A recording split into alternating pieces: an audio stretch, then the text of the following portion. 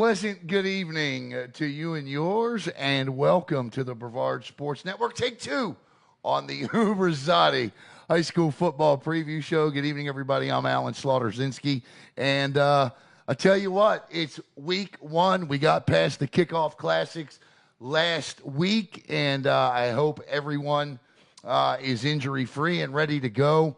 And joining me, as he always does on the Ubrzati High School Football Preview Show each and every Thursday night that we can do these, is my main man heading into his fourth and final year here, the rising senior from Satellite High School, ladies and gentlemen, Jackson Robb. Jackson, welcome back for another year of the Ubrzati High School Football Show. And I just want to take a minute here before we get started. Jackson, what'd you think of that new pretty, I'm 54, so if my verbiage isn't exactly cool, let me know. But what'd you think of that thumping, banging new intro?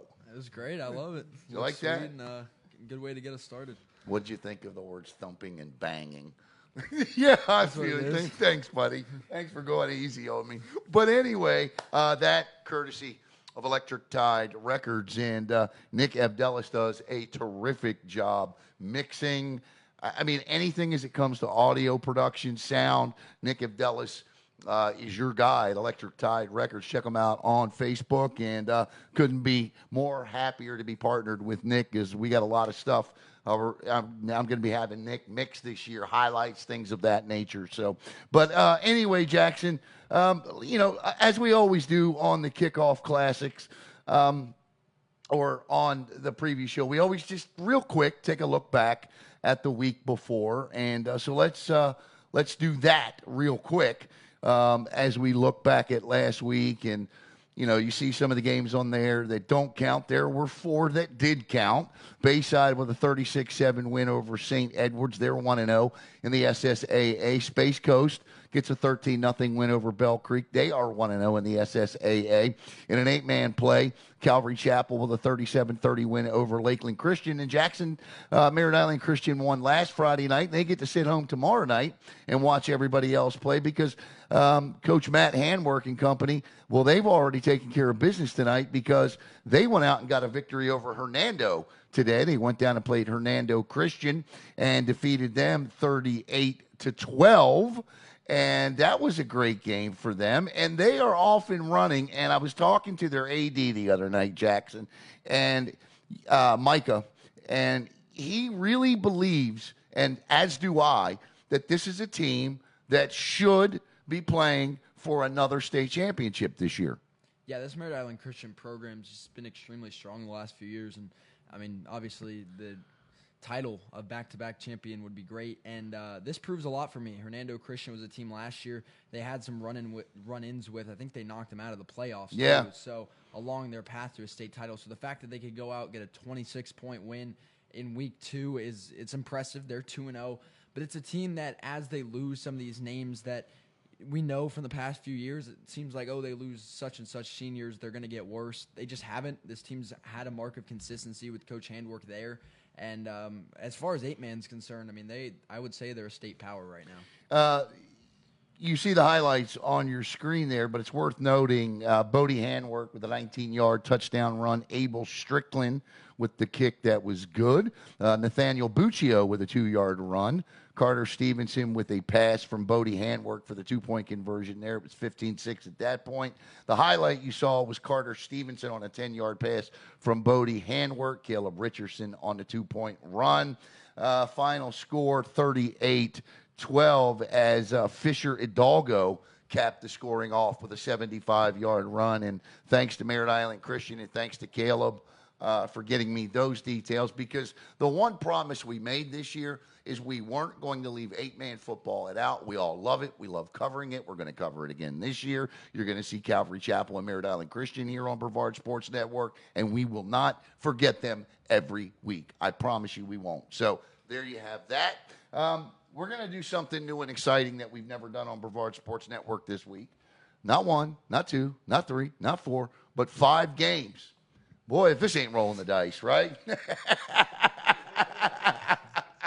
But no, in all seriousness, We got 5 on tap this week, and we couldn't be more excited to bring you those 5 games. And we're going to give you our predictions, and we're not going to take the cheap way out anymore. In other words, if we're broadcasting the game, we're still going to give you our prediction. We're not going to be like these guys at the networks where we go, well, I'm broadcasting the game, and you know etiquette. You don't pick the game, you're broadcast. Ridiculousness. We're picking the games we're broadcasting. So let's do it, right? Caleb in the background screaming. Well, tomorrow night it'll be Viera and Fort Pierce Central. Fort Pierce Central. These are the games you'll see on Brevard Sports Network. And this one's sponsored tomorrow by Pizza Gallery and Grill, as well as Global Polygraph Analysis. And welcome back to Brevard Sports Network for Global Polygraph Analysis. And I also, we got to show a lot of love for NATWICK Insurance, Eric NATWICK, and Loverture Jones as well for Zone 6. Zone 6, 7v7, and athletic training is going to be a very integral part of what we do moving forward here. We've attached BSN to Zone 6, and we couldn't be happier about that. So you'll see the Zone 6 and the NATWICK logo every single week, every single game on the screen as 2 of our biggest and top supporters. So we thank Eric NATWICK and both Loverture Jones. But Fort Pierce Central, I don't know much about them other than the fact they were a 2-win team last year, I believe. But I do, the Viera Hawks, they look pretty good, and we'll break that down in a minute. Another game you'll see here on Brevard, and Jackson, by the way, that's going to be Caleb, Drew, and Jack on that one tomorrow night. And Tohopakaliga is at Melbourne. That'll be Daryl Durand and Ron Lighthall on the call. There's the new Bulldog helmet right there on your screen. I didn't like it in the spring game when it didn't have the Bulldog on it. By the way, Martin Cagney is the man. If you're unfamiliar with who Martin Cagney is, obviously a longtime coach at Melbourne and great guy, nobody, and I mean nobody, does history like Martin Cagney does history. Melbourne celebrating their 100th season of football this year. And so today, there was sort of like a Facebook Messenger group chat in which people were curious as to, what the name of the Melbourne Bulldog is, the mascot's name. It's Spike.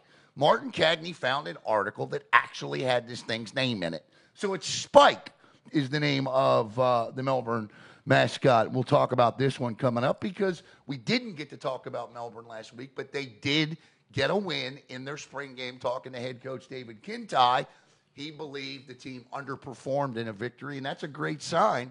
And when I say underperform, he didn't say, probably the wrong word. What he said was that he believed they probably could have won the game by at least 2 more scores had they not committed certain mistakes at certain times of the football game. But that's a young football team still, and it's only going to get better. So you'll see that on Brevard Sports Network in a game that Jackson, you and Logan will be calling. You'll return back down to the Hive as the Hustlers of MCC will take on Holy Trinity. The Tigers got a win last week over in Fort Myers against Southwest Florida, and MCC absolutely lambasted Lake Brantley. You saw the Hustlers last week. You'll see them again this week. We're also going to have the Heritage Panthers and the Palm Bay Pirates do battle. This is a South County rivalry. Heritage and Palm Bay. It's kind of been one-sided the last couple of years, but Palm Bay, did you know? Well, I'll save that for the one interesting fact about each team. But on the call on that one tomorrow night will be Rob Query, Coach Blue, and Billy Palmer, as well as Chase Alexander makes his triumphant return to Brevard Sports Network. And in the game, myself and Nicholas Donahue will be on the call for the Titusville Terriers at the Cocoa Tigers in a much-anticipated rematch of last year. And in other games you won't see on Brevard Sports Network, Lake Alfred Discovery is at Astronaut. Cocoa Beach is at Lake Placid. Vero Beach is at Eau Gallie. That one, I believe, is on Space Coast Daily. Merritt Island is at Impact Christian. Satellite is at Rockledge. That one also, I believe, you can watch on Space Coast Daily. In SSAA Week 2 games, Bayside looks to move to 2-0. They are at Port Orange Atlantic. Space Coast is at Gateway. Merritt Island Christian has already won. And Calvary Chapel is at Lake Mary Prep. Outside of the games that we are broadcasting, Jackson, I believe, well, I don't believe, I know, the game of the week is Vero Beach and Eau Gallie. Are you concerned that the Commodores could not score a touchdown last week? Honestly, it is a little concerning, but you got to take it with a grain of salt. I mean, Mainland, we'll see them again in a week anyway, but all things considered, this is a state title team coming back from last year that did lose a lot of talent, didn't have a lot of turnover, so it's kind of hard to gauge Mainland early because let's say Mainland turns out to be the team of last season's team, then that's okay, completely fine for Eau Gallie. If they have a stark fall off, then there's kind of that post-game worry that it's kind of hard to judge right now, but this game for me I think is going to mean more. Currently in Max Prep's rankings of the state of Florida, Eau Gallie's a top 15 team in the state right now. They're ranked number 14. So the expectations are high for Eau Gallie. And coming out of the gates, they got some big games. Vero, I think, is a top 50 team according to Max Prep. Still very strong. I mean, remember, they beat Heritage in the playoffs last year to close out that season. So that's the last time we've seen Vero Beach was against Brevard County. Now Eau Gallie's got them. And I think this is a great first game of the season matchup. It's a good matchup that I think is going to be close. I don't think either team has a huge advantage in that one, but it's definitely going to get Eau Gallie ready to go. If they don't win that game, they should know what they need to fix from there. If they do, then they know where they're at and where their expectations should be set. All right, listen, I'm going to put my faith in Chris Sands, Trent Guy, the offensive coordinator here. And the reason I'm going to do that is Sands is coming into his 7th season at Eau Gallie. And of the 63 games that this program has played under Sands, they've won 43 of them. All 5 of the program's playoff wins have come under Sands. And so this time of the year, what you're going to find is the offense behind the defense. Eau Gallie returns 10 of 11 starters on the defensive side of the football. This is a program that last year allowed just 11 points per game last year. And they held opponents to 10 points or less in 7 of those games. I don't care who Eau Gallie's playing. The defense is going to keep them in it. This offense under Trent Guy and Chris Sands, they'll catch up. They got way too much talent not to. I like Eau Gallie to win this football game tomorrow night. And I think defensively they get a score. Xavier Larice. Vero Beach, some people are telling me they're not going to be that Vero Beach from 2-3 years ago. Those 12, 13 win teams. I'm not trying to provide any chalkboard material for the program and for this game. We have to call it like we see it, but I'm telling you from what I hear down south. And so, to me, week 1, high school football, I'm always going to err on the side of a great defense, and Eau Gallie has a great freaking defense, Jackson. Yes, they do, and I mean that's massive, especially in a week 1 game, like you said, to come out and essentially punch them in the mouth if they're not expecting it, and they should be if they have tape on Eau Gallie. But yeah, as you said, the talent's everywhere. Xavier Larice in that secondary, you just don't want to throw his Brandon Brown up front, yeah, absolutely. So I think that's going to be an absolute deal breaker in that game for Vero Beach. I do think this one way or another, will be one score. I'm going to err on the side of Eau Gallie as well, but it's going to be tight. I mean, it's hard. Going into the season, you have these expectations. You have a lot on paper, but until you see them play, and it's hard to say in a lot of cases that a game was kind of inconclusive, but with Eau Gallie and Mainland, I didn't really learn a lot about Eau Gallie that I didn't learn anything positively or negatively. It's still kind of an open book for the Commodores. They returned their 4 top tacklers from last season. Davis, Small, Barry, Davis. Caden and Josh. 422 stops, 49 tackles for loss, and 10 sacks. Yeah, I like Eau Gallie tomorrow night, and if they can get a defensive score, I think they win by 2 scores. I don't see this as a 10-3 game. I think this is something Eau Gallie opens late. I think this offense blossoms a little later in the game. We'll see. I'm a little concerned in terms of special teams. If Eau Gallie needs to kick a field goal or something, I mean, I don't know. I mean, I know they had a kicker transfer. I think they have a sophomore kicker. But we got a lot of good kickers in this county. Billy Palmer chiming in. Vero Beach Okay.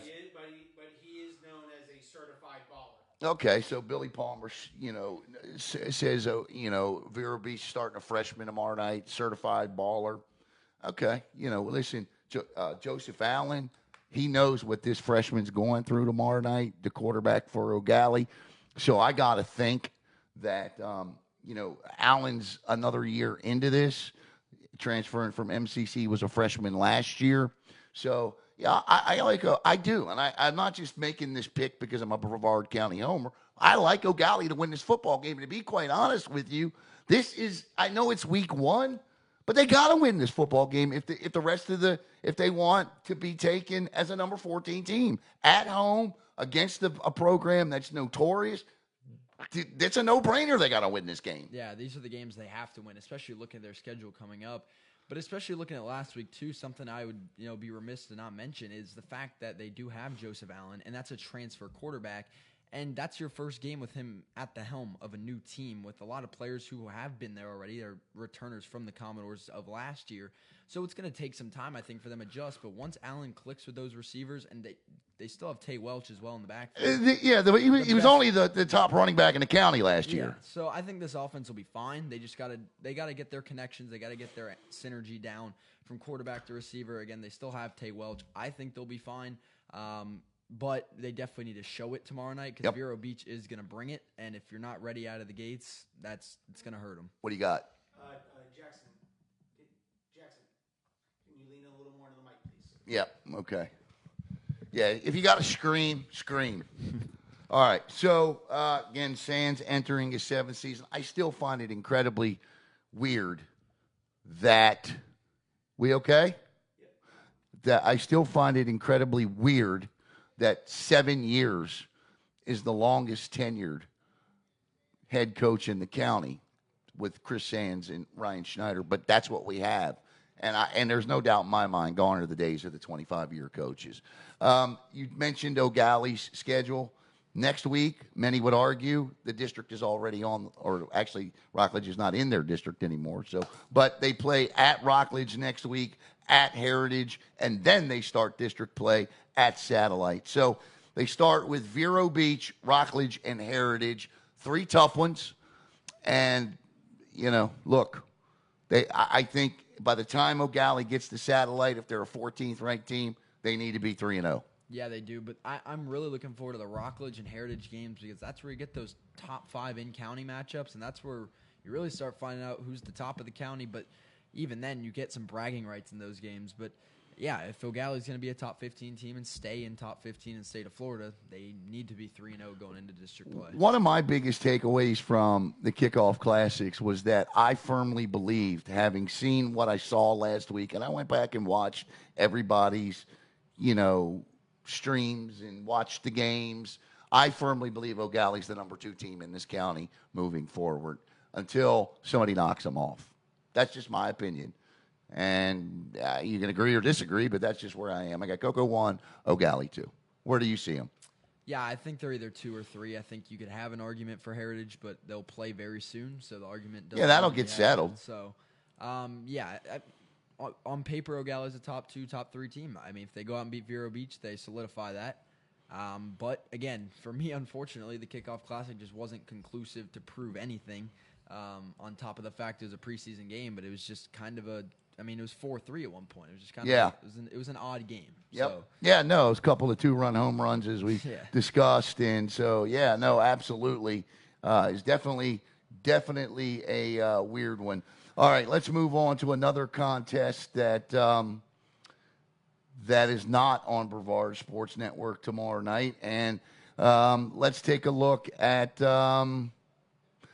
Merritt Island at Impact Christian. I want to talk about the Mustangs. They played in kind of a weird game, if you will, like a jamboree of sorts against New Smyrna Beach. New Smyrna Beach was a team that was 6-5 last year. They tied the first game 7-7, came and lost the second game. To me, there was some scuttlebutt, coming out of camp that, we were going to see multiple quarterbacks play at Merritt Island with Hartman and Kevin Verpale, and both are terrific. Both are great athletes.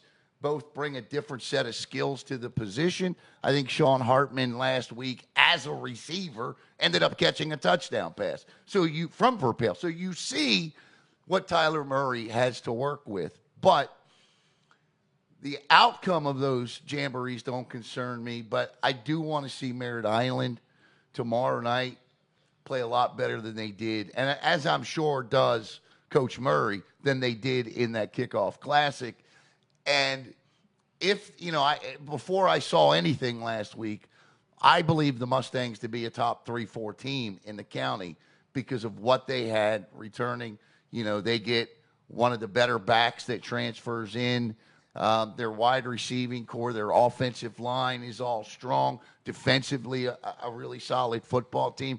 So I think the threshold, of 6-5 needs to be bumped up to looking at 7 or 3 or greater this season. And I think that district's going to come down to them, Merritt Island, and Titusville. It's going to be, and that's no disrespect to Satellite and Palm Bay, but I think those are the 3 teams that'll battle for that district this year.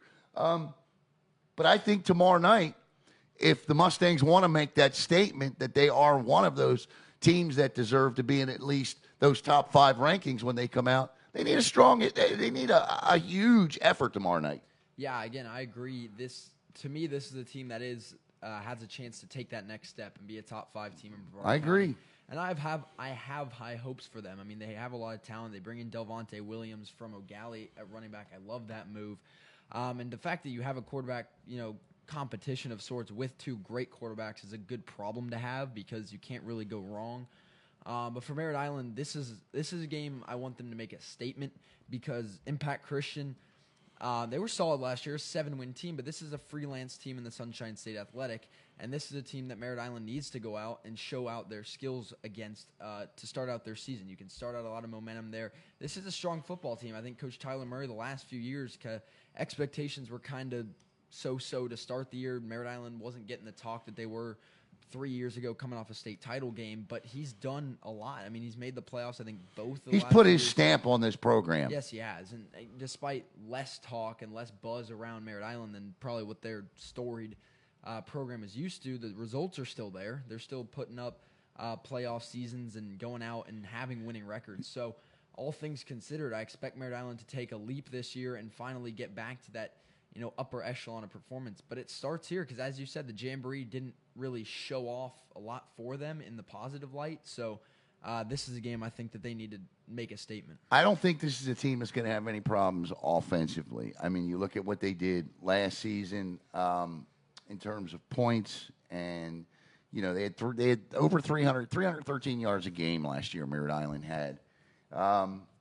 Defensively, there's a couple of things I want to see a little more of this year. I want to see them get after the quarterback a little bit more. Just 9 sacks last year. At the high school level, to get after the quarterback, create opportunities for your offense, you would, in a 10-game schedule, you need to at least be pulling down 20 sacks. A sack and a half per game is about where you should be with a good rush defense, okay? 26 tackles for loss. I want to see more. I want to see them in the backfield a little bit more. They had 6 interceptions, 4 fumble recoveries. They were a -5 in turnover margin last year. I want to see that flip for them as well. So I know Tyler Murray is going into his 3rd season. I think, again, this is a team firmly pride, tradition, and family. Something Coach Murray, who's an alum of this program, firmly believes in. They're one of the few programs in this county that actually have a winning record in the playoffs. They've been there 40 times, won 3 state championships, and they're 50-37 in the playoffs. So they have every right to scream as much pride and historical tradition in this county as any other team. But I think this is the opportunity for them to really have a good season. And I think something people need to understand about this program is over the last 20 years, they've been to the playoffs 17 times in 15 of the last 16 years. That's pretty remarkable. Yeah, it is. I mean, the consistency out of this program, it just doesn't get talked about. I mean, we had the state title in 2021, but since then it's just Merritt Island's flown under the radar. Every year they pick up some big wins. I think 2 years ago, they beat an undefeated Eau Gallie team. I mean, they make their stamp. They win the big games. That's a fun game. Yeah, it was. But this Merritt Island team, they've been good. But the thing is, now that they've turned over a lot of new talent, this is Tyler Murray's chance with this level of talent to go out and show off on the big stage. And they have a schedule that I think is favorable to them, to where they can put up a high record, go out, contend for a district title. It's tough, but I understand what you're saying. But they can secure a solid seed in the playoffs, and who knows? You might be seeing Merritt Island go deeper than you expected in recent years. No, I agree with you. And so the next game I want to talk about is one that's taking place at Rockledge. And this is a special evening at Rockledge because they're honoring the legendary Chuck Wood. And if you don't know who Chuck Wood is, I'm going to see if I can't pull this up on the screen here. Because we have a lot of new people in the county that have moved in. And I think the one thing that you need to understand about Brevard County football is if you are going to be a part of Brevard County football, then you need to understand its history. And that's one of the first things I was taught. And so on your screen tomorrow, on your screen right there is Chuck Wood. And he is obviously a legendary coach. And let me tell you about Chuck Wood in case you don't know, because we're not broadcasting this game tomorrow night. And I think, again, those watching that don't know about Coach Wood should know about him. But they're dedicating their field to Coach Wood tomorrow night, which I think is a remarkable thing to do, and I love that. He was the head football coach at Rockledge for 19 seasons. He led the Raiders to back-to-back state championships in 2001 and 2002. 155-51 was his career record. He was Florida Dairy Farmers Coach of the Year, 3-time Cape Coast Conference Coach of the Year, the Gridiron Report Coach of the Year, Space Coast Sports Hall of Famer. He was a hell of a player, too, in high school, an AP UPI guy. Won on the play 3 years at Ole Miss on the line, offensive line.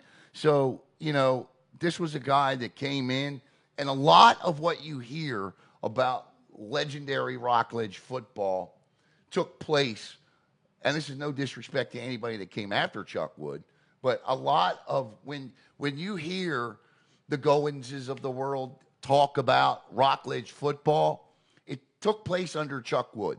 And so I think this is phenomenal, and I hope they have a beautiful ceremony for Coach Wood tomorrow night at McClarty Stadium.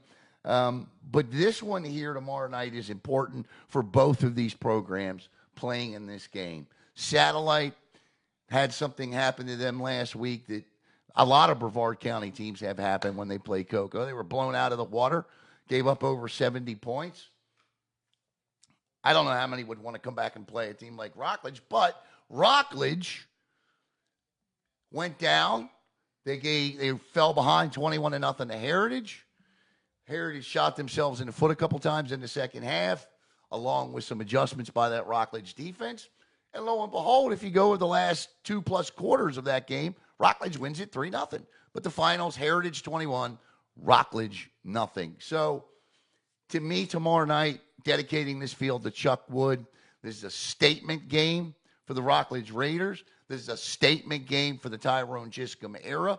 And I think that when we discussed before we went on air which program and which coach would be under the most pressure going into week one, I think it's Tyrone Giscombe. Yeah, I think I could agree there. And I think in a lot of cases, this game hosts some of the most pressure for both programs. I mean, these are two teams with a lot to prove right now. That's not a bad thing. Pressure's not a bad thing, right? But it's inevitable in certain situations. So, yeah, for Rockledge, it's no longer the Wayne Younger era; it's the Tyrone Giscombe era, and that's a big deal. That's a big step for Rockledge, and there's always the overreactions with this program after kickoff. And there were plenty of them. Yeah. So, but this is their chance to come out and make a statement of their own at home, starting out at McClarty. And it's a big deal. Heritage is a good football team, but, that's when we talked about Eau Gallie's offense. You want to see a little bit more offense from Rockledge as well, and that's something I'll be looking for. We just want to see offense, and that's being kind because we saw none. Yeah.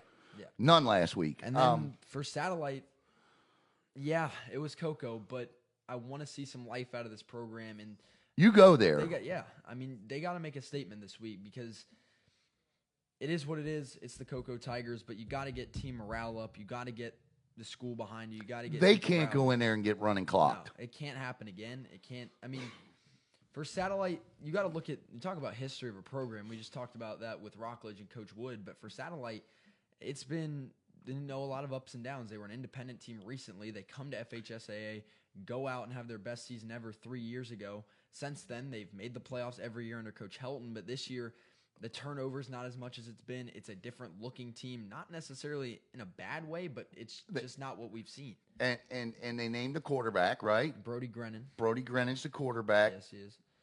You know, I'm going to release an article after the show. One important fact about, one thing you should know about every team, high school football team. And what I wrote about Satellite was Satellite has played in a postseason game or reached the playoffs in 5 straight years and in 6 of their last 7 seasons. They have started 1-1 or 2-0 in every one of those seasons with the exception of 2018, and they ended up going 4-6 this year. Tomorrow night is a big game, and I believe it's a big game for the rest of the season for the Satellite Scorpions. Yeah, I mean, there's a lot. There's a lot they need in this game, and you look at this game. It was like, oh, Rockledge, they're going to get run out again. But remember, 2 short years ago, they were on the fence to beat them in the playoffs. Yes, and a missed field goal. They were a missed field goal away from sending Rockledge home. Yeah, so I mean, this game, Satellite and Rockledge has that potential to be that close game, that tight energy. But Satellite needs it like that. And this is a team that still has talent. Coach Helton, a great coach in this county. Yeah, they got talent. Satellite's just got to put it all together. They got to it's a younger team. Logan Wade again at running back. He was splitting carries with Noah Flores last year. Now it's all his. They have a new wide receiver core. O-line's pretty much the same, defense as well. But, they're going to it's going to be next man up. It's going to be who wants to step forward because they have potential to run with Rockledge and make plays, but Satellite has got to own it. They got to have pride in their team and go out and make a statement because the district they play in this year is, I would say, one of the most, if not the most competitive in the county, and you can't get left behind in today's world. No. Because, I mean, you look at programs that just, you have some down years, and with transfers, that's it. Look, with NIL now and how far high school football has come in this state, and what's at stake for a lot of these players and what they want to be at stake. Look, first of all, let me say this. I get that every one of them right now and the coaches, because the coaches don't get me started on their pay because it's terrible. And I know that you want to say kids, these student athletes do it for love. But if we're telling truth, and let's do that here for just a second, okay? Let's be honest about something here. So, for Satellite, down the street right now is the former coach of the program at Cocoa Beach who picked up a 46-0. People watch this stuff, and they talk about this stuff. So, the stakes are raised even a little higher, and those 2 programs are talking about playing in the Beach Bowl again, which I think this county misses. I enjoyed those games. So, yes, it's a big game for Satellite tomorrow night. Now, is it the season? No. But can it set the tone for the rest of the season? Yes. Yeah, I mean, you need, regardless of the opponent last week, you need a rebound of some sort, come out, put up a good performance. Because for Satellite, it's not that their schedule, it's not super easy, it's not super hard, but it fits them. This is a schedule where I could see them going 5-5 and then making the playoffs again, or I could see things going south and then 3-7 or 2-8. Yeah, so for Satellite, this is where you just have to make a statement. And this game is not played on paper. No. You see Rockledge across the side, you can't Rockledge, step down. Rockledge is also young. They aren't as big as they were in seasons past, okay? All you have to do is go back and watch the game against Heritage last week, and you'll see where Rockledge is young. Yeah. Okay? I mean, watch with your own football eyes. Yeah. And I'm not saying anything bad, Jackson. But this is a game that should – look, if Rockledge pulls away and wins and they win by 2 scores, I think Satellite comes out of this okay, right? But this is a game Rockledge wins 45-0, I don't know. We'll see. But I do like Rockledge in this one tomorrow night. And I do think it'll be a 2-score game by the time the clock goes off. Yeah, again, I think for Satellite, really for this game, there's obviously... Now, you don't have to pick this because you actually go to school there. So I'll let you slide on that one. Yeah, but for this one, you can look at stats, you can look at rosters, you can look at talent, whatever. But for both of these programs, this is a game of who wants it more, because these are both teams that need to make a statement based on, kickoff classics, whatever you want to say, however you want to react. But for both of these teams and the scenarios they're in, and not bad, but just they need to make it. Both of them need to make a statement because they're both in tough districts. They both have tough schedules, and this is a tone setter for week 1. Now, why we don't do our collective BSN Super 7 until after week 4, Rockledge at the moment, if I did my BSN Super 7, would be 6, 7. That's where I'd have them right now. Where would you have them? I think I have them at 5 right now, just based on what I've seen. But there's a lot to be told in those first 3 weeks. So, I mean, that's the thing with a young team, the mark of a young team. I mean, you talked about it. In the second half, they shut out Heritage. So that's improvement in the first half alone. I mean, that's the MO of a young team. They're going to improve, and then they're going to have some moments that, okay, they're a young team. And some teams progress quicker than others. Some teams don't. So, again, I have them at 5 right now as just a benchmark, and I'll move them accordingly until we release them. But I'm intrigued for this game. There's a lot at stake for both these programs. Yeah, it'll be a good one. Cocoa Beach tomorrow night. That's last week's scoreboard. Let's get up this week. Cocoa Beach tomorrow night at Lake Placid. I don't know much, if anything at all, about Lake Placid, but what I do know is what I liked, what I saw out of Cocoa Beach last week, and that was a big-time win over Father Lopez, 45-0. I find the irony in Coach Kimmy and what he's doing at Cocoa Beach compared to what he did at Satellite to be rather scary, to be honest with you. Listen to this. So this is definitely worth repeating. Here's what I wrote, and here's what you'll read later. The similarities of what new head coach Ted Kimmy will be attempting at Cocoa Beach is downright scary to when he took the head job at Satellite. Aside from staying at the beach to rebuild a program playing as an FHSAA independent, which Satellite was at the time, by the way, he's taken over a team that's gone 10-20 over their past 3 seasons. You know what Satellite was in the previous 3 seasons before he took them over? They were 9-21-1. Okay? 9-21-1. In his first year at Satellite, he went 8-2, beat Cocoa Beach in the Beach Bowl, and then because he was an FHSAA independent and had won 6 games, they got to play in a bowl game, and then he beat they punctuated the first season success with a big win over Father Lopez in the Heroes Bowl. And then last week, Coach Kimmy and his new team, the Cocoa Beach Minutemen, punctuate the beginning of the program era with a big win over who? Father Lopez. So there are your similarities. I don't know anything about Lake Placid, so I'm going to take Cocoa Beach. Yeah, I mean, look at this team last year. They were 3-6, which they played in 2S. Decent program. I mean, from what I can tell, not knowing the area or the teams they played that well. But yeah, Coach Kimmy. I'm gonna ride with Kimmy. Yeah, I mean, I'm a Satellite student, but you know. I gotta say, careful.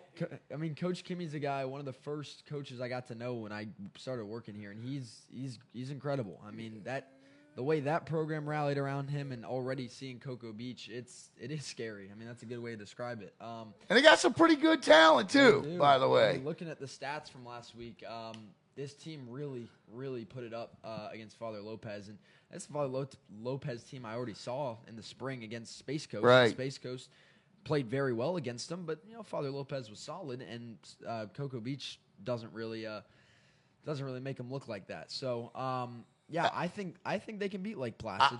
I'm impressed with Remy Vignier. Yeah, kid is amazing. I was watching the Daily's feed of this last week, and I heard Zach say 5 touchdown passes this guy threw in the game last week. 0 interceptions. 0 interceptions. And they had some great talent at the wide receiver position. You know, I'm a big fan of the Veras.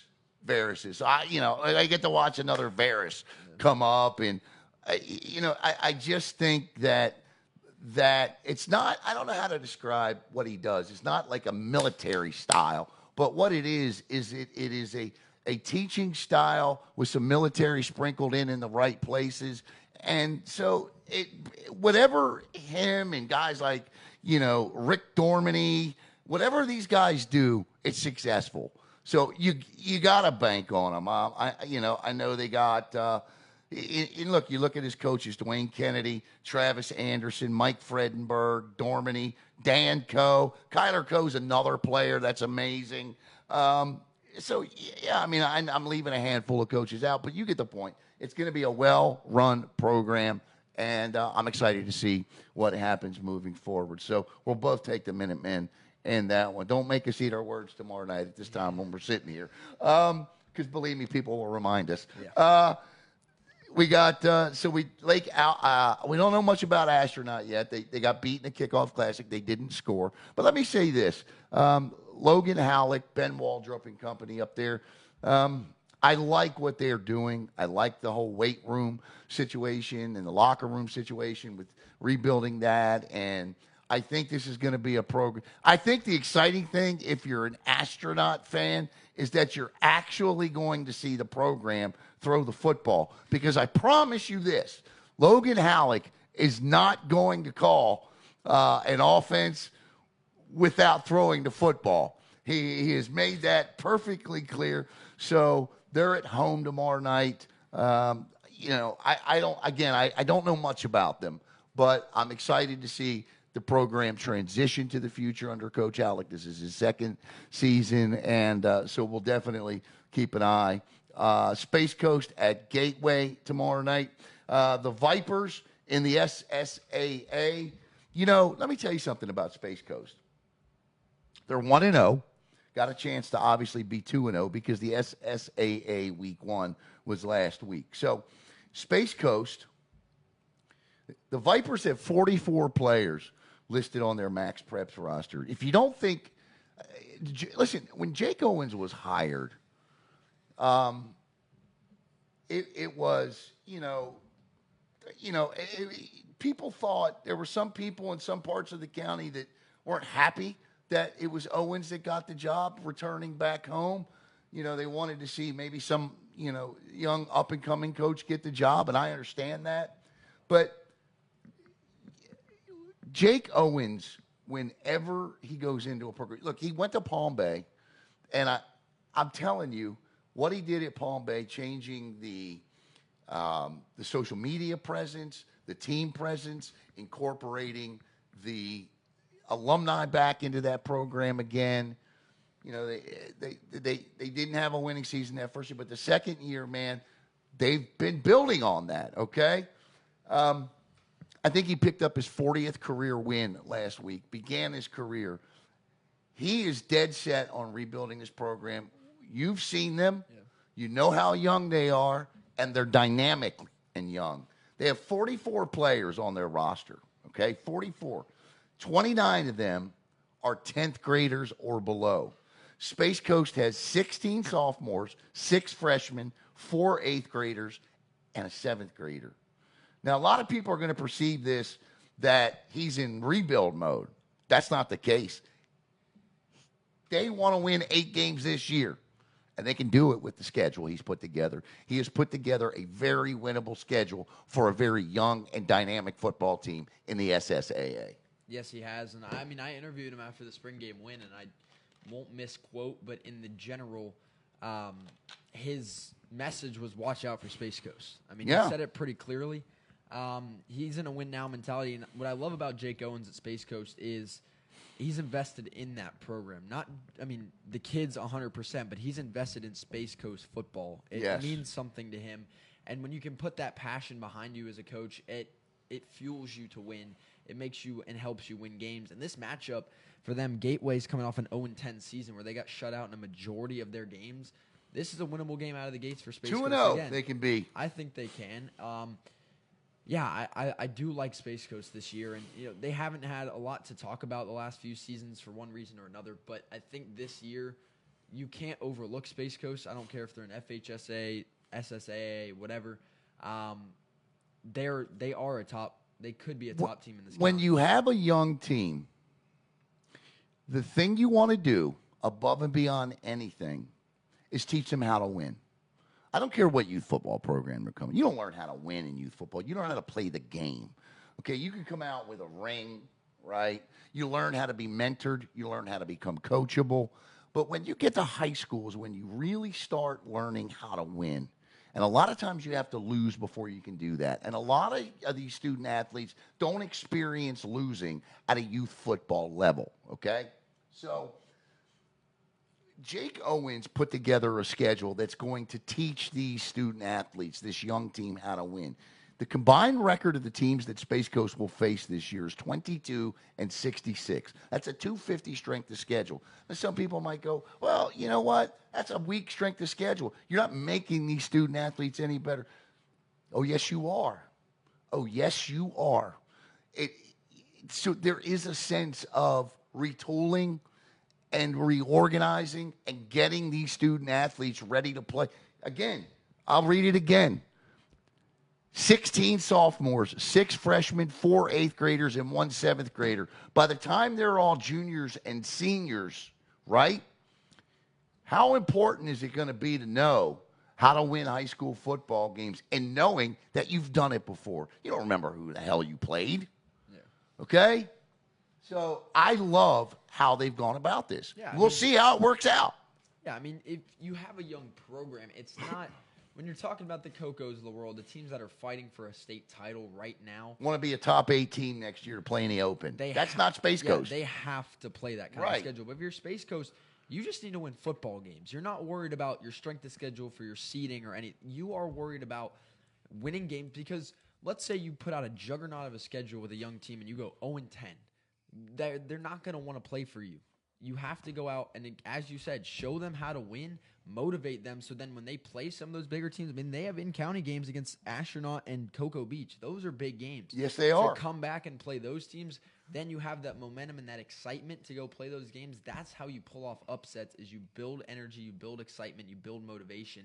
And that's what Space Coast is doing. I saw them post-game on the field after they beat Father Lopez. That was an ecstatic football team. They sure was. Excited. Yeah, a couple of eighth graders out there hooking up for 65-yard touchdowns against kids that are rising juniors. Yeah, and that's a big deal. You got them for 5 years. So the win now mentality is great. Got to keep them right now. Yeah, for them right now, develop those young players, keep them in your program, and get ready for when they're freshmen, sophomores, juniors, and seniors. When you've had them for this long, Zion, Sandy, names like that are going to be names that are, household names in Brevard in a few years. Look, I don't know if Bayside's going to be a 500 team, an under 500 team, a 10-0 team, or a 2-8 team. But what I do know is they're 1-0. And I think that's huge. And congratulations, because for many, what many may not realize is that's Billy Miller's first win as Bayside head coach. Let's give it up for Billy Miller for getting his first win. Caleb, they can't hear your foot stomp, so you owe us a clap. So, got an iPad. There you go. Right. Yeah, to protect the iPad. I was impressed by this win. I don't care who it came against. It's a win. And, the offensive line was outstanding. Caden Brabham was outstanding. And I'm happy for them. I don't know anything about their opponent this week. In terms of Port Orange Atlantic. I've seen them before. I know they're a pretty decent football team, or have been in the past. And I just hope that Bayside can be 2-0 because they've only been – the Bears have a chance to do something, Jackson, that they've only done 5 times in program history, and that's start the season 2-0. The last time Bayside began the regular season 2-0 was 2021, and then previous to that was 2014. So – here's hoping Bayside goes 2-0 tomorrow night. Yeah, 100%. This is a program I like Bayside. You look at their schedule I too. like Billy Miller. Yeah, great guy, and a good guy for that program. But last year they started out with a win in their kickoff classic over Sebastian River. So the thing for me is going to be building momentum, picking up win after win. Now this game isn't a pushover. Port Orange Atlantic went 5-6 last year, made the playoffs, were the first victim of Bradford's run to the state title. But so they're a playoff team from last season. This year they're 0-1, fell to Winter Springs last week by 21. So chance? I think it's winnable for Bayside, but this is another one where the kickoff classic, or not theirs, was a first week game. Tells you a lot. They win 36-7 versus St. Edwards. But this is now another kind of tone-setter litmus match because I think Port Orange Atlantic is a good team. But if Bayside goes out and beats them, this could be a high-level Sunshine State athletic team, which I think they kind of are already. There's a lot of talk about transfers out and their roster, but I mean, they put up over 35 points and gave it to St. Edwards. So if they can win again. A lot of people are going, well, it's St. Edwards. I don't care. It's a win. It's a big win. I mean, so. It's a win. For Bayside, this was a program not too far removed from being a competitive FHSAA team. I don't think they're going to be long in Sunshine State. I think this is a quick turnaround. You look at their schedule, there's still a lot of FHSAA in-county teams still there. Look, this is a team wanting to jump back up. This is a program, and when I had Patrick McNally here a couple of months ago, interviewing him, the quarterback coach, when he was running for Palm Bay City Council, we talked about, how you go from being 0-10, and because Patrick played on a team at Bayside that was an 0-10 team, and how you do that. And he said, you learn more from being 0-10 than you do from being 10-0. You celebrate 10-0 and try to get better if you can. But at 0-10, you work hard, man. There's a different type of work you do because the last thing you don't want to be is 0 for again. Yeah. And Corey Broomfield is a phenomenal coach, an alum of Bayside. But even Broomfield, the best Broomfield could do there was 4-6.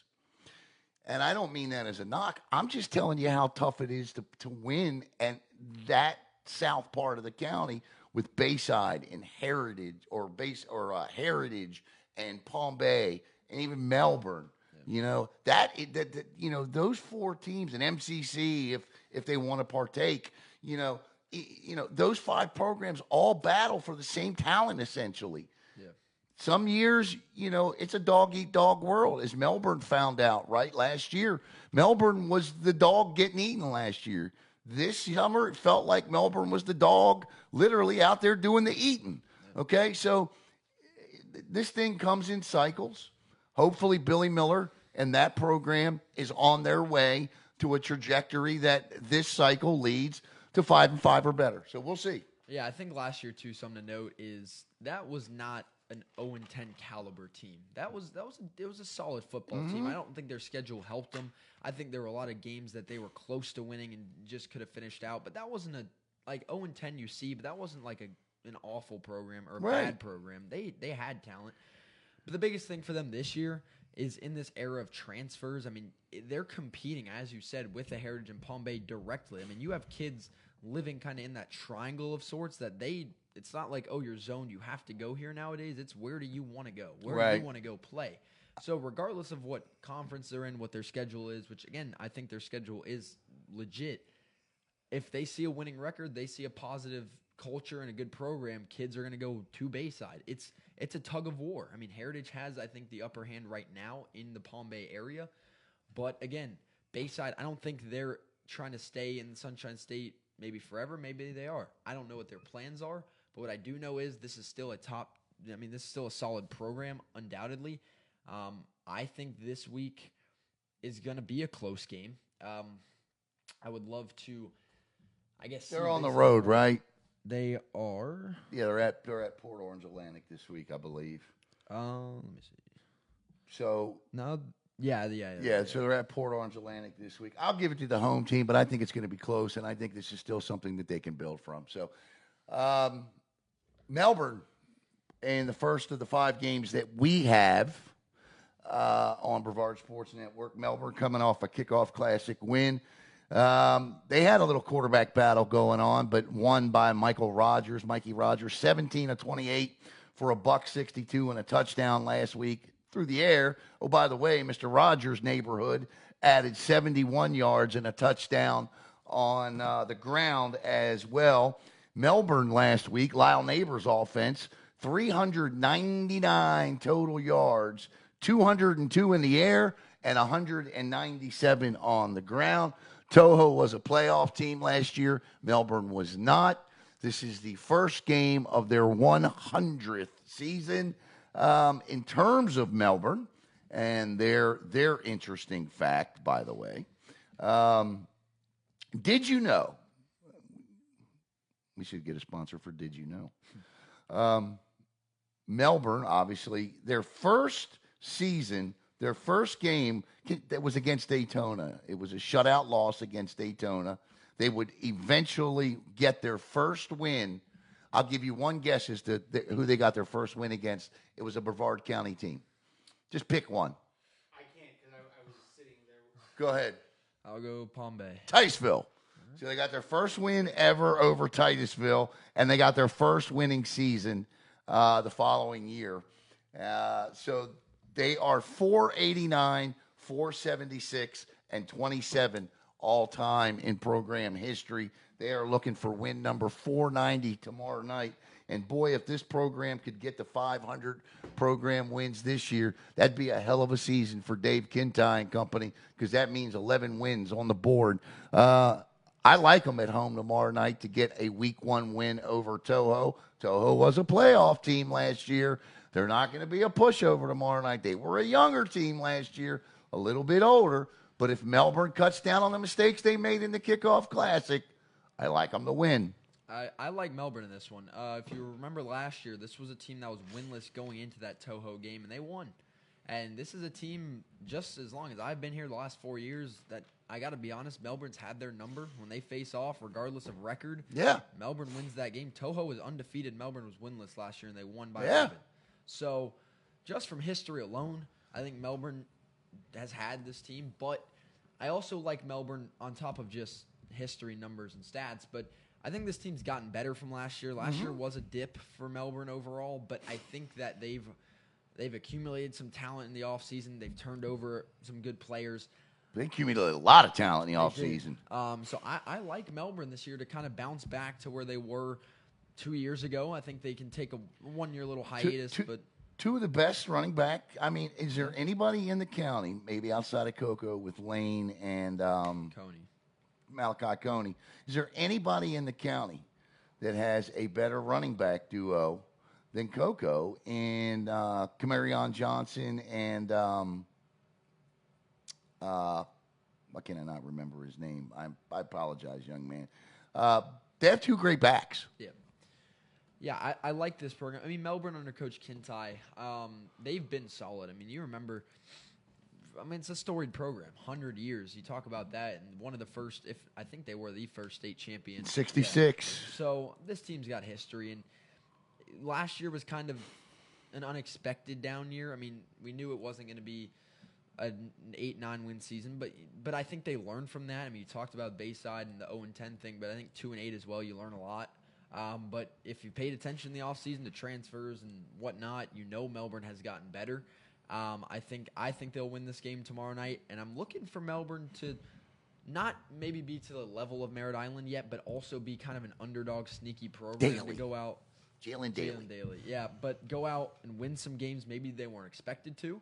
And I think Melbourne could shock some people. I think they could be a sneaky playoff team at 5, 6, 7 wins. I can't leave my guy Panucci out of this equation because his defense was his defense last week. Now, Panucci, if you're watching, I want to see some more sacks.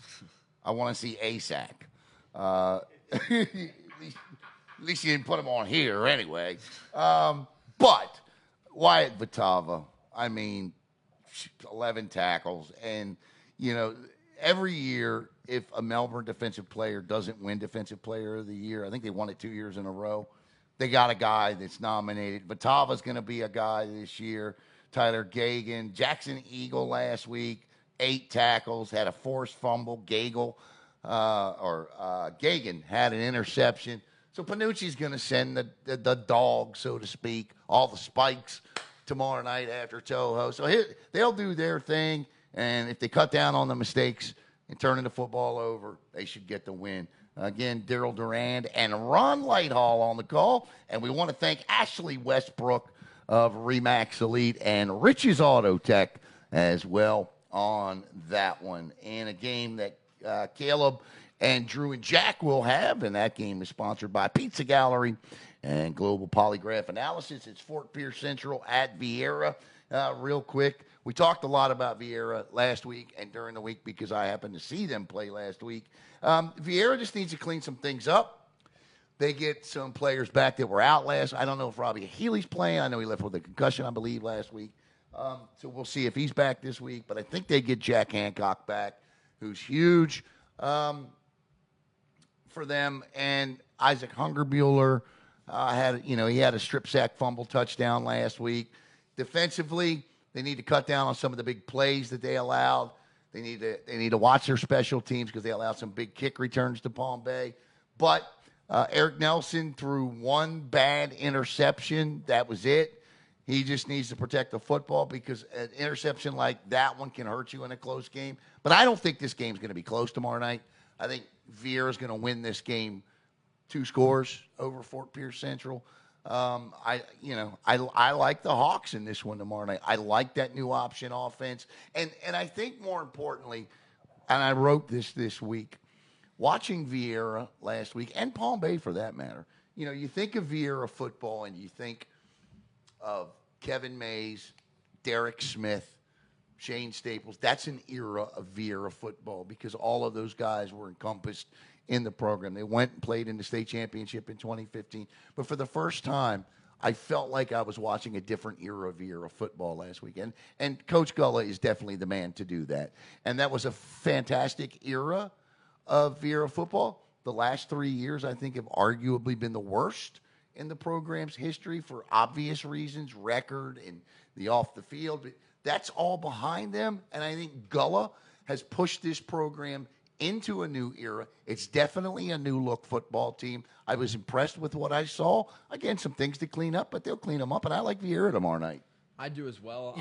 Again, me and my trends and stats, but Fort Pierce Central, again, the last 4 years from my experiences, hasn't had a great run in Brevard. They come down here or come up here quite a bit, and Brevard teams have kind of had their way. So, but beyond that, I mean, Viera, I like what you said about Coach Gullah because I do think it marks new beginnings, a whole new offense, whole new scheme. It just feels refreshed. You kind of can block out what some of the stuff in the last few years and just move on. You got new talent. You got new names at quarterback, new names everywhere. Still got Ryan Bubar at running back. You still have some talent. But Kamari Ingram. Yeah, this defense is going to be good too. Isaac Hungerbuehler kind of anchoring the unit. But, I mean, there's talent all around. But I think Viera last year, if you give them that game back, they lost week 1. Let's say they win that at 6-4. I think they would have been a playoff. They only missed the playoffs by a little over a point and a half. Yeah. So they were a playoff caliber team already last year. They can Who do knows? it again. And I think this is one that they can win. Fort Pierce Central was 2-8 last year.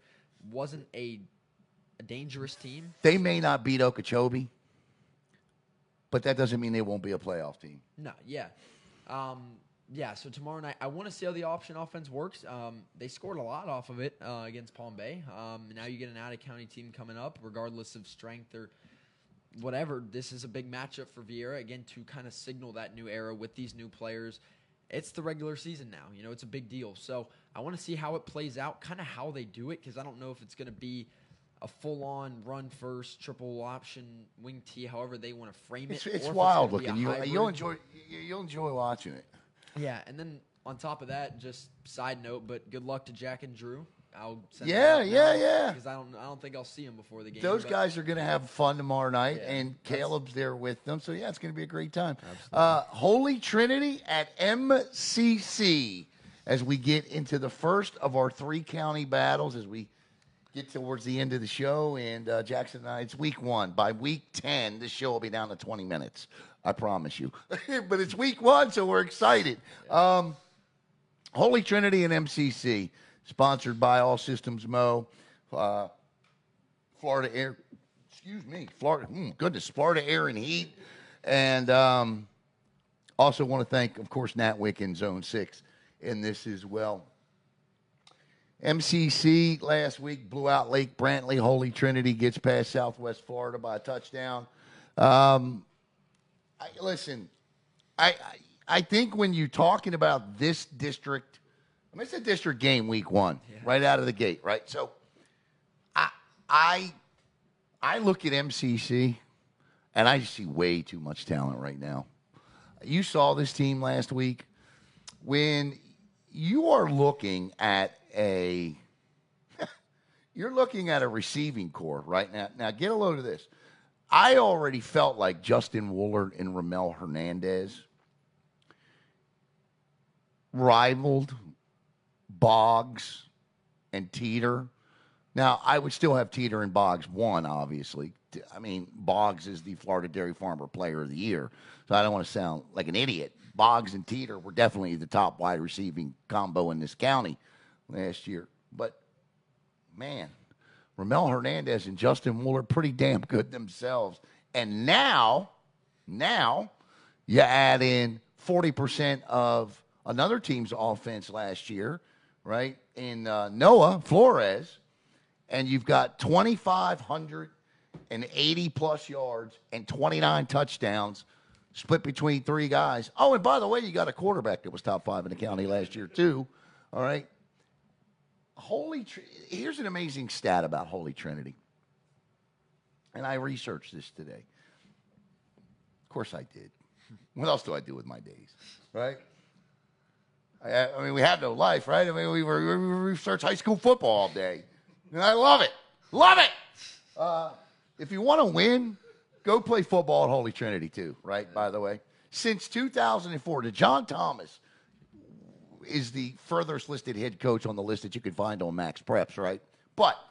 And John Thomas is a great guy, by the way, and I don't want to get too far. I digress, but I got a chance to meet John Thomas when he was doing some big things for Florida Tech football, not as a coach, but as like a director of football operations. But anyway, he led the Tigers to an 8-2 record. Holy Trinity has finished 500 or better in 17 of the past 25 seasons, or 17 of the past 20 seasons. They've won 125 games along the way, and in 15 of those seasons, finished with 6 wins or more. They know how to win football games there, but I don't see them winning this one tomorrow night. Yeah, I mean, this matchup's great. I mean, week one, you got district, and I would say one of the recently one of the more heated rivalries in the county. I love this rivalry. It's a great. It needs a name, so I can call it something tomorrow night besides. Well, I mean, you could call it that, but we may offend somebody, you know. So, at any rate, I think this is a great game to start, and I'm not stirring up drama here, but Brogan McNabb came over from Holy Trinity. Right, so, the guy's playing quarterback for Holy Trinity. Looked across, he backed him up last year, right? So, I mean, that's inevitably something to note. But, yeah, I mean, I saw MCC last week. This team, it's just talent everywhere. And you can look down the depth chart. It's speed, killer speed. Defensively, they impressed me as well because that was something last year. Yeah, they had a pick six from a linebacker. I mean, they shut down Lake Carmani Williams. Yep. They shut down Lake Brantley like that. Their special teams looked great. They really didn't have a weakness. Offensively, they had some empty drives in the first half that shouldn't have been, but second half it took a while to get going into the second quarter, I noticed. Yeah, but after that, after halftime, it was pretty cut and dry. So, but you never know. District game, rivalry game, there's always that allure around it. Yeah. I'm going to go with MCC.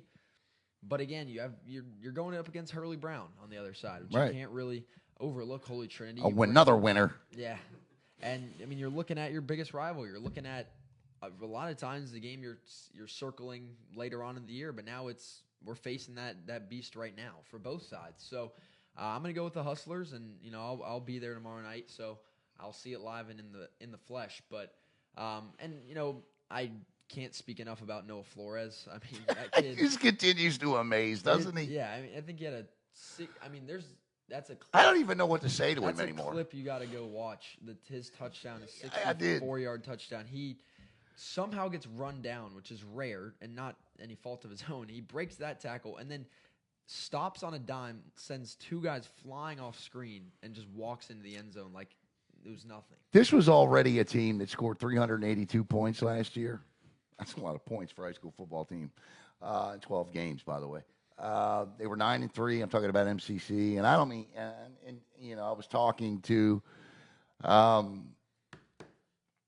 the athletic director at Holy Trinity the other night at volleyball, and they got a good football team too. And look, their offense this year. And listen, don't think Jaden McMillan, Holy Trinity. He's a top wide receiver in this county, and they returned some talent on that side of the football, on the defensive side of the football. Bo Fleiss in the middle. They returned 2 or 3 leading tacklers from last season as well. But Forrest Butler is going to be a big key, the Holy Trinity quarterback, because now he gets to try to go out and beat the guy he backed up last season. And I can tell you, as a former quarterback, you always want to beat the guy you backed up. They're probably the best of friends, but you still want to beat him. Yeah. You still want to go like Caleb, right? When I play him in PlayStation, I want to kick his ass every time I play him, right? So, I mean, it's just – and it happens, I might add. No, I'm just kidding. But, Alan, you talk about all the weapons that MCC has. Let's not forget one of the biggest weapons they have. Offensive That line. offensive Oh, line. it's huge, man. And it gives Brogan McNabb the opportunity. If Yeah. he wants to take off, he can take off, or he can distribute it to the 3 greatest weapons. And if you couldn't hear Caleb without a microphone, you still have hearing issues. That was good, bud. I think, too, you got to look at with the fact that Brogan came over from Holy Trinity, and he is a top 5 quarterback in Brevard, but if there's any team that knows him better than anyone else in the county, it's Holy Trinity by design. So they're going to have a game plan ready for Brogan. Now, for Flores, Hernandez, and Woolard, that's a different story. And getting past Javion Cooper, Merritt Campbell, Corbin Young, Jaden Jordan, Noah Ostrander. I mean, if I'm leaving anybody out, I apologize. I've been doing this on memory for their offensive line, but if I apologize because I hate leaving somebody off of the line, but that's the biggest offensive line in Brevard County. Yeah. Okay, I mean, with much respect to Coco's, okay, who will get Sandman Thompson back a little later this season. Without Sandman Thompson on that Coco offensive line, this is the biggest one in the county. Yeah, I mean, they were moving Lake Brantley defenders. I mean, McNabb had time to throw. They had time to run the ball. I mean, speaking as a lacrosse player, I know some of those guys, and they are. The Bruise brothers. Yeah, they'll hit. So the Bruise. I forgot you. I forgot about my poor guy Jackson, man. Yeah, I have no doubt about that offense, and most of them play both ways. The defensive line holds the same sentiment. Who are the Bruise brothers? I know. I can't remember. Ostrander's one of them. Harlan Pete. It's Harlan Pete and. I think it's Noah Ostrander's. Yeah. No, it's not. It's Pete and Bobby Norton's. Vance Sanger? Vance Sanger. I think those are the Bruise brothers. Harlan Pete and Vance Sanger. All right, let's move to the South rivalry with Heritage and Palm Bay. Palm Bay, I'm going to be honest with you. When they walked on the field last week, I thought, man, they're going to get rolled. They just didn't look like they had any numbers or size other than a little size on their line. But once they started to play, what I quickly realized was A, how well they're coached. B, they got a lot of speed. And C, the execution, which leads back to the coaching.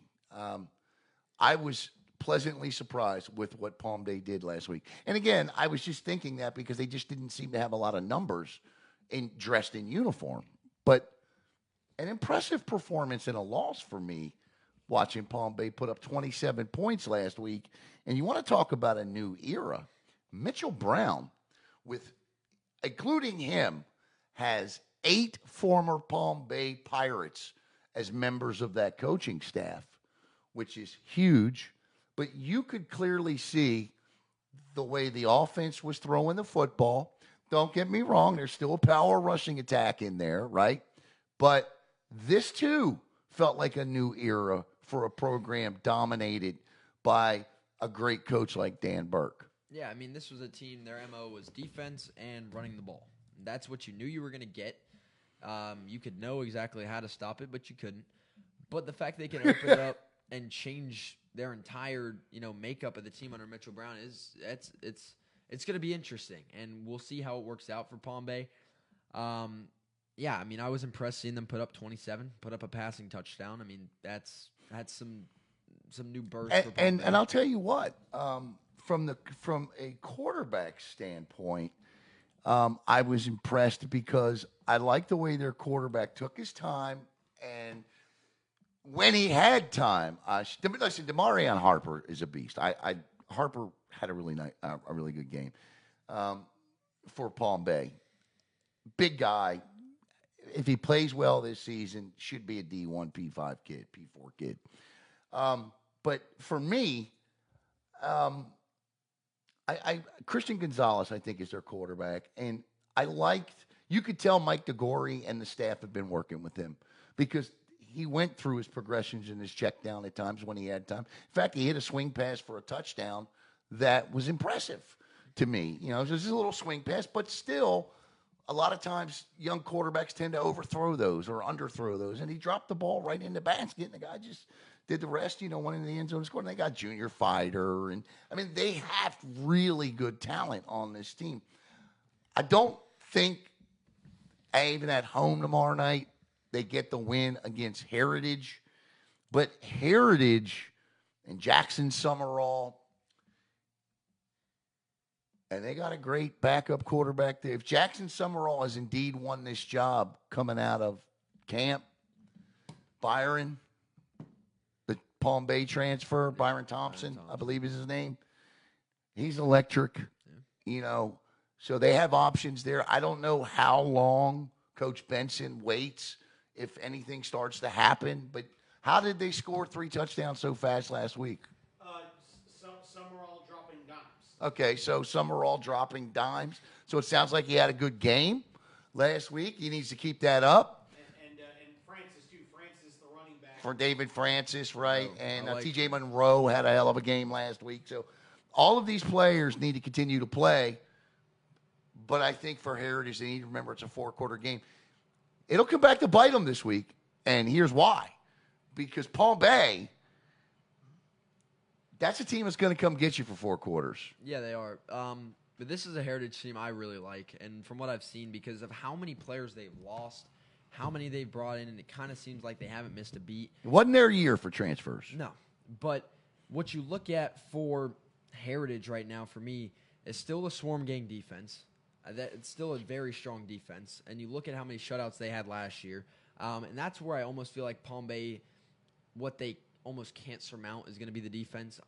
They're going to be flying all over the field. But on top of that, for Heritage, is, as I kind of said about Rockledge, is they have a chip on their shoulder. They went out last year, were 9-1 in the regular season, and lose in the first round of Vero Beach. And all you've kind of heard is, their schedule, they weren't that good. They didn't prove that. But this year, this is their quest. This is the start of a deep schedule, and they start against a rival. Deep. Yeah. And again, they start Toughest against a in the rival county. against Palm Bay.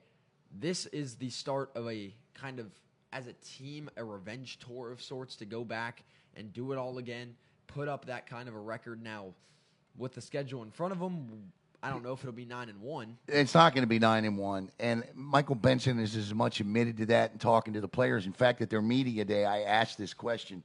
Would you rather be 9-1 and lose in the first round of the playoffs, or 6-4 and go 3 weeks deep? And obviously the answer was 6-4 and go 3 weeks deep. And 6-4 is a real probability, and so is 7-3. This year, the Panthers' schedule, the combined record of their opponents from last year is 89-31, counting Rockledge last week. By the way, that's a 741 strength of schedule. And counting Rockledge last week in the Kickoff Classic, they're going to face 9 playoff teams, 2 state champions, with 6 of those teams winning 9 or more games. Coco has an extremely tough schedule when you put IMG in there, a national champ. Probably just a touch more difficult in terms of Heritage. But when you factor in the winning percentage, and if you stack them side by side, there's the Mainlands, right? Yep. Okay? So, and Heritage is going to go play Coco, so there's their other state champ they're going to go play, right? So, yeah, it's a tough schedule. So, this will be a much, much harder battle-tested team come the first Friday or second Friday in November. And I applaud them for that. I mean, that's I think that was arguably their biggest concern from a year ago is just preparation, and they went out and addressed that immediately. But I just like Heritage. I think they're a well-fast team. I've liked Larry Francis. I like Coach Benson. Yeah, I liked Larry Francis for a while. I got the chance to see him at Bayside a few times, so I like to hear that name and you getting touches and getting numbers for Heritage. I just like this team, and I think they're going to do a lot of big things this year. And I think it's going to start against Palm Bay. As you said, Palm Bay's going to play 4 quarters with them. They also have a lot to prove, but I think Heritage is coming out with a kind of a killer instinct, and it starts. So you like Heritage? I do. All right, I like Heritage. I like Heritage myself. And again, Chase Alexander, Billy Palmer, and Coach Blue on the call. In a game, and by the way, I just want to thank our sponsors for that one tomorrow night. Jen Lorenza does a terrific job getting these to me. Joe Raley from State Farm and DC Roofing as well. And in a game that myself and Nick Donahue, surprise, will be calling, the Titusville Terriers at the Cocoa Tigers tomorrow night. In a game last year that I think can only be classified as leaving Titusville fans wanting another shot at Cocoa, and Cocoa walking away saying, we've got to fix some things. That's about the best way I could describe that matchup and how both programs felt coming out. Well, they get each other in week 1, and Titusville looked great last week. Little slow start to their week. I believe it's going to be Elijah Tank Harvey, a quarterback for them. You liked him last year? I liked him last year as a freshman. I think, I haven't got a chance to see Logan Sylvia play a lot. And listen, I'm quite sure, and again, this is a truth-telling thing here, I am quite sure when P.J. Jack, who was the offensive coordinator there, left to become an offensive coach in college in the middle of camp, that did not help the Titusville offense any. I'm absolutely positive of that, okay? I mean, it doesn't take a rocket scientist to figure that out. But that is an outstanding coaching staff. I mean, they got a guy on there named Lusk, right? I mean, John Holmes over the last 2 years has done remarkable, incredible things at Titusville. So, yes, while losing P.J. Jack may have set this offense back, it won't stop it.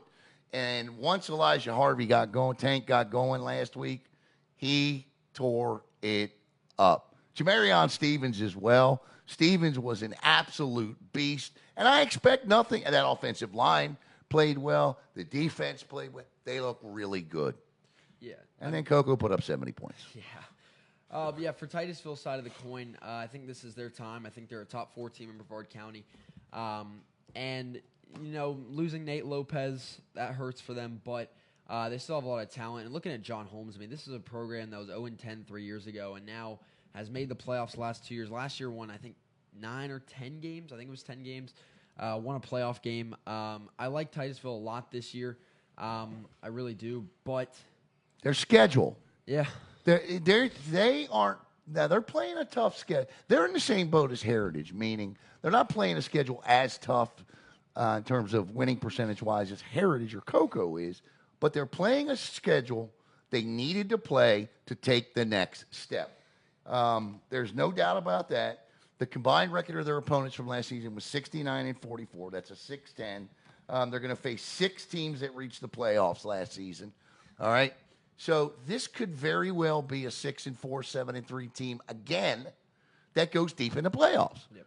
And that's what you want. Yep. And, yeah, I agree with you 100%. But tomorrow night on the other side of that coin is a program that somehow there's not enough things you can say about Cocoa right now. And there's not. I mean, we'll probably get the comments or whatever that it's Cocoa homers, it's this. But you got to look at Brevard County, where we are in the grand scheme of things. And we have a top 15 national-ranked football team right here in our little neck of the woods, right? Of Florida. That's a big deal. And this Cocoa team, from what I've heard and what I've seen, is somehow better than last year's and the year before and the year before. Brady Hart's a Michigan commit. Javen Boggs is a UCF commit. I mean, there are commits everywhere. There's talent everywhere.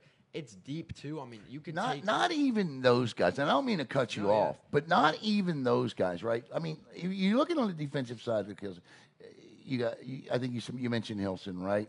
5-star, just picked up his 5th star. O'Keefe's Battle. Yep. O'Keefe's Battle. DJ Bryant. Yep. I mean, they have some incredible talent. Yeah.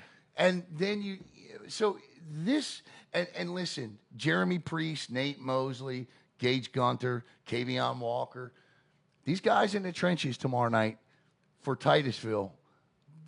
This is a chance to really, really shine. Yeah. But yeah, for Cocoa, you've just got to look at this program and where they're at right now. It's just the talent's so deep. And this isn't Titusville, but just in Brevard County, I don't think there's a team that can run with Cocoa right now.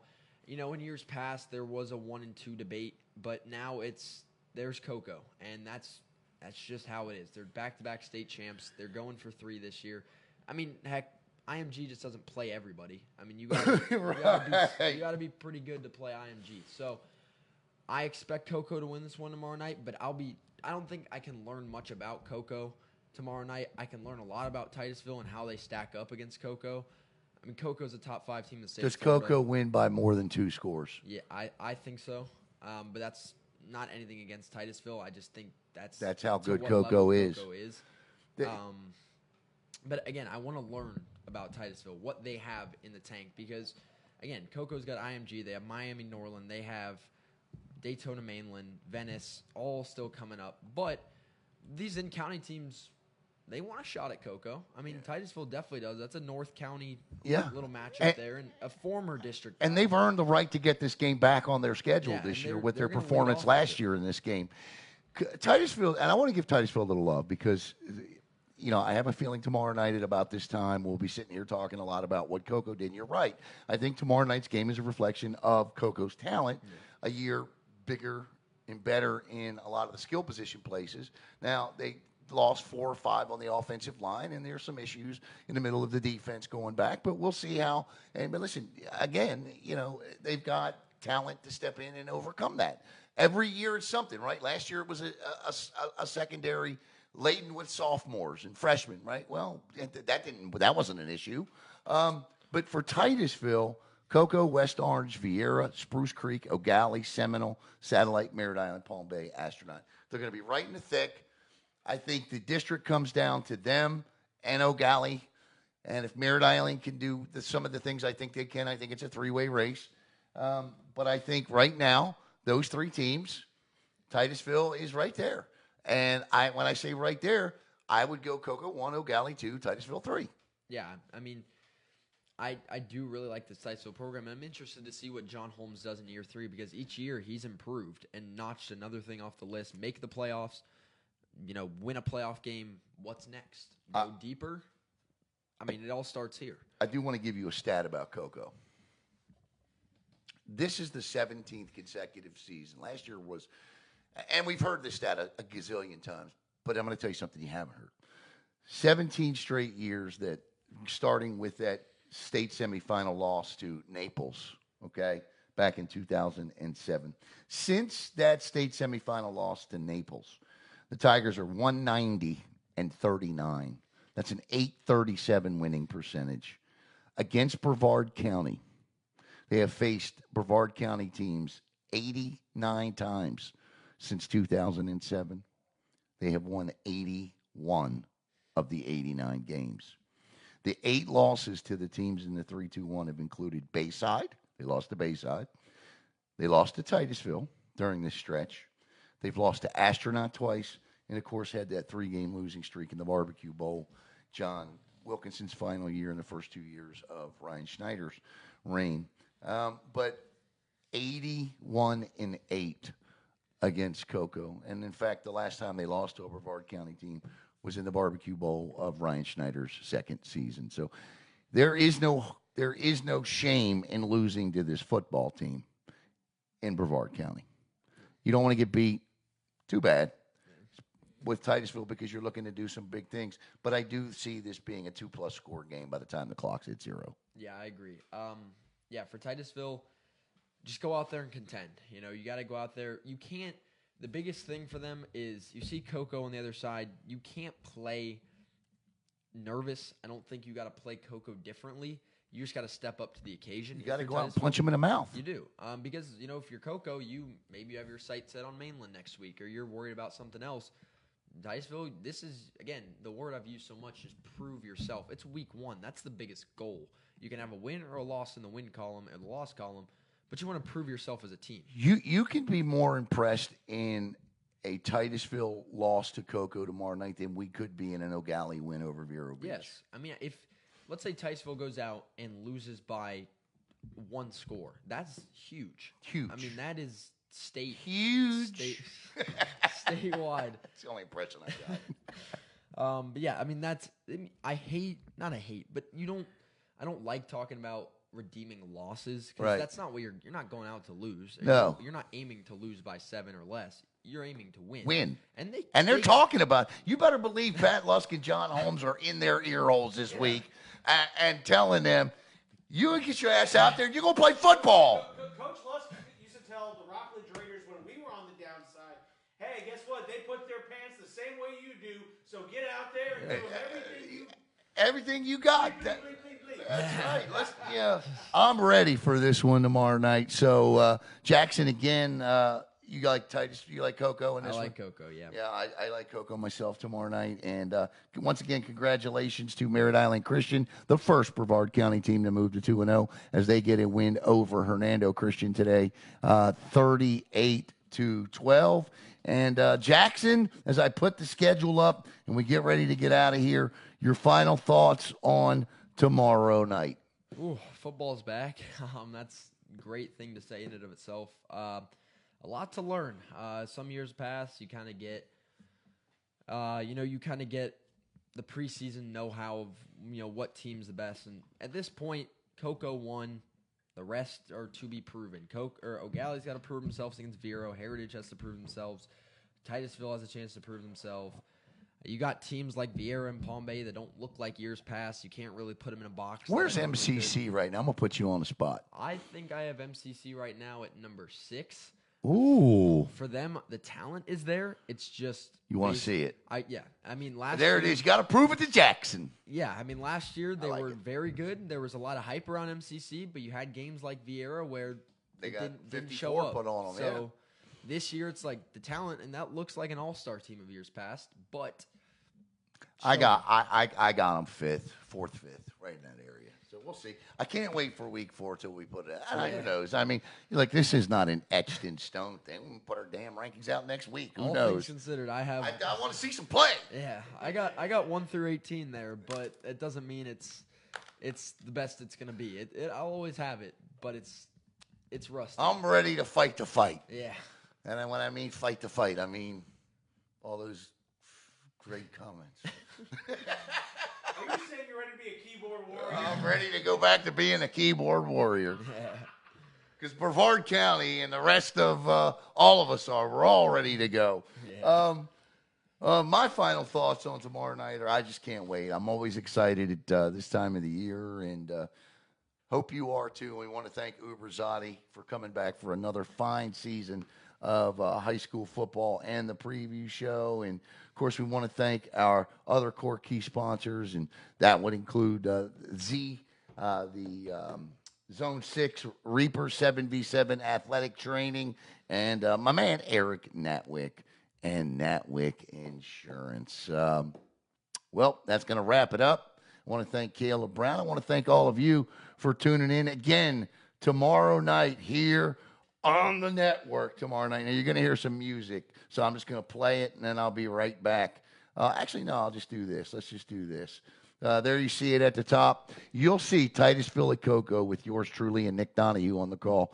Fort Pierce Central at Viera, Caleb, Jack, and Drew. Heritage at Palm Bay, Chase, Billy, and Coach Blue. Holy Trinity at MCC will be Jackson and Logan. Toho at Melbourne will be Ron Lighthall and Double D, Daryl Duran. So for Jackson Robb, for Caleb Brown, I'm Alan Slaughter-Zinski.